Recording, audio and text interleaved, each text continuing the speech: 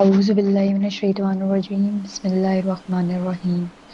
سورہ القاریہ، یہ قرآن کی 101 نمبر سورہ ہے، مکی ہے۔ اس کے پہلے ہی لفظ القاریہ کو اس کا نام قرار دیا گیا ہے۔ یہ قیامت کے ناموں میں سے ایک نام ہے۔ یہ صرف نام ہی نہیں بلکہ اس سورہ کا پورا مضمون ہی قیامت ہے۔ القاریہ، کھڑکھڑا دینے والی۔ کیا ہے وہ کھڑکھڑا دینے والی؟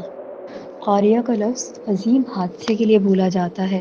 سب لوگوں کو متوجہ کر کے کہا جا رہا ہے کہ عظیم حادثہ، اور کیا ہے یہ عظیم حادثہ، اور تم کیا جانو کہ وہ عظیم حادثہ کیا ہے۔ اور پھر قیامت کے دن کا نقشہ کھینچا جا رہا ہے کہ اس دن دنیا کا سارا نظام درم برہم ہو جائے گا۔ اس وقت لوگ گھبراہٹ کی حالت میں اس طرح بھاگ رہے ہوں گے جیسے روشنی آنے پر پروانے ہر طرف منتشر ہو جاتے ہیں، اور پہاڑ رنگ برنگے اون کے دھاگوں کی طرح سے اڑنے لگیں گے۔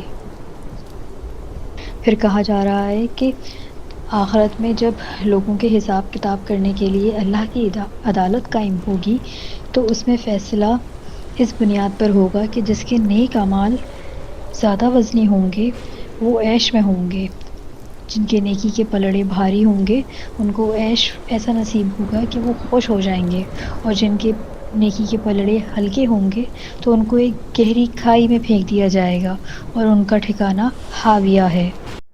اور آپ صلی اللہ علیہ وسلم کیا سمجھے حاویہ کیا ہے؟ حاویہ دہکتی ہوئی آگ ہے۔ حاویہ ہوا سے ہے جس کے معنی اونچی جگہ سے نیچے گرنے کے ہیں۔ جہنم کو حاویہ سے موسوم کیا گیا ہے، انتہائی گہرا گھڑا، سخت دہکتی ہوئی آگ سے بھرا ہوا۔ اللہم اجرنا من النار، اللہم اجرنا من النار، اللہم اجرنا من النار۔ قاریہ، حاقہ، حاقہ، ساقہ، غاشیہ سب قیامت کے نام ہیں جس دن لوگ منتشر، حیران و پریشان ادھر ادھر بھٹک رہے ہوں گے جیسے پروانے گھومتے ہیں۔ بخاری و مسلم کی حدیث ہے کہ آگ نے اپنے رب سے شکایت کی کہ خدایا میرا ایک حصہ دوسرے حصے کو کھائے جا رہا ہے، تو پروردگار نے اسے 2 سانس لینے کی اجازت دی، ایک جاڑے میں ایک سخت گرمی میں۔ بس سخت جاڑا جو تم پاتے ہو وہ اس کا سرد سانس ہے، اور سخت گرمی جو پڑتی ہے وہ اس کا گرم سانس کا اثر ہے۔ ایک اور حدیث ہے کہ جب شدید گرمی پڑ جائے تو نماز ٹھنڈی کر کے پڑھو، گرمی کی سختی جہنم کے جوش کی وجہ سے ہے۔